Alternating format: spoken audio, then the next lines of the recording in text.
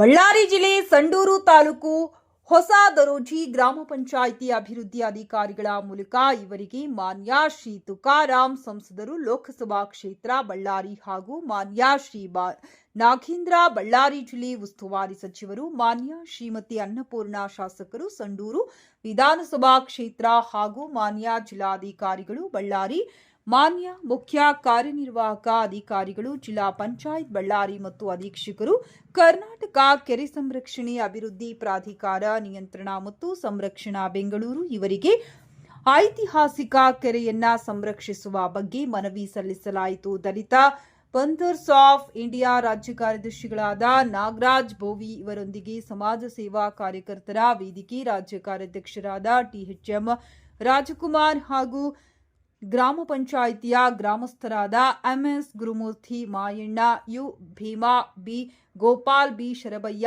ವಿನೋದ್, ಶಂಕರಪ್ಪ, ಸುರೇಶ್, ಜಾಫರ್, ದೇವಣ್ಣ, ಮಾರೀಶ್, ಕಾಜಾ, ಜಂಗ್ಲಿ ಸಾಬ್, ಹೊನ್ನೂರ್ ಸ್ವಾಮಿ, ಯಲ್ಲಪ್ಪ, ರವಿ, ಗೌಸಿಯಾ, ರಜಿಯಾಬಿ ಇವರ ಸಮಕ್ಷಮದಲ್ಲಿ ಅಭಿವೃದ್ಧಿ ಅಧಿಕಾರಿಯ ಅನುಪಸ್ಥಿತಿಯಲ್ಲಿ ಕಾರ್ಯದರ್ಶಿಗಳಾದ ಶ್ರೀ ಕೆ ರುದ್ರಪ್ಪ ಇವರಿಗೆ ಮನವಿ ಪತ್ರ ಸಲ್ಲಿಸಲಾಯಿತು.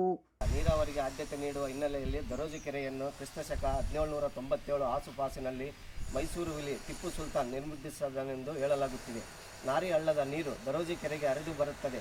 ಕೆರೆ ಏರಿ 2.5 ಮೈಲು ಉದ್ದವಿದ್ದು 45 ಅಡಿ ಎತ್ತರವಿದ್ದು ವಿಹಂಗಮ ನೋಟವನ್ನುಂಟು ಮಾಡುತ್ತದೆ. ಈ ದರೋಜಿ ಕೆರೆ ಕಡೆಯ ಅಂಕಿ ಅಂಶ ಜಿಲ್ಲೆಯ ದೊಡ್ಡ ಕೆರೆಯಾಗಿದ್ದೆ. ಹೆಗ್ಗಳಿಕೆಗೆ ಹೊಂದಿದ ದರೋಜಿ ಕೆರೆಯ ಏರಿ ಉದ್ದ 3600 ಮೀಟರ್, ಕೆರೆ ಏರಿ ಅಗಲ 4.57 ಮೀಟರ್, ಕೆರೆ ಕೋಡಿ ಉದ್ದ 136.20 ಮೀಟರ್ನಷ್ಟಿದೆ. ಕೆರೆಯ ನೀರಿನ ಮಟ್ಟ ಗರಿಷ್ಠ 1511 ಅಡಿಗಳಷ್ಟಿದ್ದು, ತುಂಬಿದ ಕೆರೆ ನೀರಿನ ಮಟ್ಟ 1507. ಕೆರೆ ನೀರಿನ ಪರಿಮಿತಿ 610 MCFT ಎಷ್ಟಿದೆ. 10 ಗ್ರಾಮಗಳು ಸುಮಾರು 3222 ಎಕರೆಯಷ್ಟು ಭೂಮಿಯ ಅಚ್ಚುಕಟ್ಟು ಪ್ರದೇಶಕ್ಕೆ 7 ಒಡ್ಡುಗಟ್ಟೆಗಳ ಮೂಲಕ ನೀರುದ್ದೋಗಿಸುತ್ತದೆ.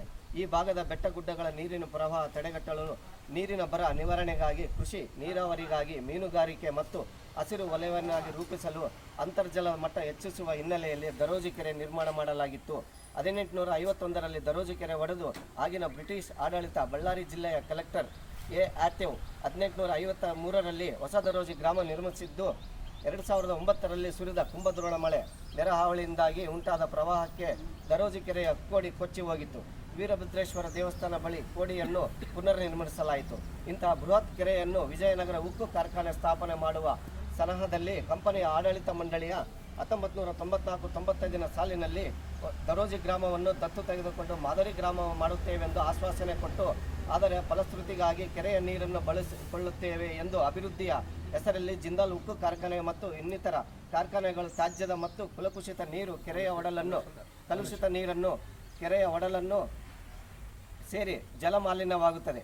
ಕೆರೆಯ ನೀರಿನ ಮಾಲಿನ್ಯಂತೆ ಕೆರೆಗೆ ಜಿಂದಾಲ್ ಉಕ್ಕು ಕಾರ್ಖಾನೆಯ ಇನ್ನಿತರ ಕಾರ್ಖಾನೆಗಳ ಕಲುಷಿತ ನೀರು ಸೇರ್ಪಡೆಯಿಂದಾಗಿ ಜಲಮಾಲಿನ್ಯವಾಗುತ್ತಿದ್ದು, ಗದ್ದೆಗಳಲ್ಲಿ ಕಳೆ ತೆಗೆಯುವ ಇತರ ಕೃಷಿ ಚಟುವಟಿಕೆಗಳಲ್ಲಿ ತೊಡಗಿಸಿಕೊಂಡು ಕೃಷಿ ಕಾರ್ಮಿಕರಿಗೆ ಚರ್ಮ ತುರಿಕೆ ಚರ್ಮ ರೋಗಗಳು ಕಾಣಿಸಿಕೊಂಡು, ಚಟುವಟಿಕೆಗಳಲ್ಲಿ ತೊಡಗಿಸಿಕೊಂಡ ಕೃಷಿ ಕಾರ್ಮಿಕರಿಗೆ ಚರ್ಮ ತುರಿಕೆ ಚರ್ಮ ರೋಗಗಳನ್ನು ಕಾಣಿಸಿಕೊಂಡು ಹಂತಕಗೊಂಡಿದ್ದಾರೆ.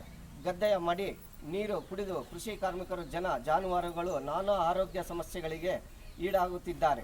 ಮೇಲಾಗಿ ಜಲಮಾಲಿನ್ಯದಿಂದಾಗಿ ಮೀನುಗಾರಿಕೆಗೆ ಸಂಕಷ್ಟಕ್ಕೆ ಒಳಗಾಗಿದೆ. ಮೀನುಗಳು ರೋಗಸ್ಥವಾಗಿ ಸಾಯುತ್ತಿದ್ದು, ಮೀನುಗಾರಿಕೆ ಗುತ್ತಿಗೆದಾರರು, ಮೀನು ಬೇಟೆಗಾರರು ನಷ್ಟ ಅನುಭವಿಸುತ್ತಿದ್ದಾರೆ.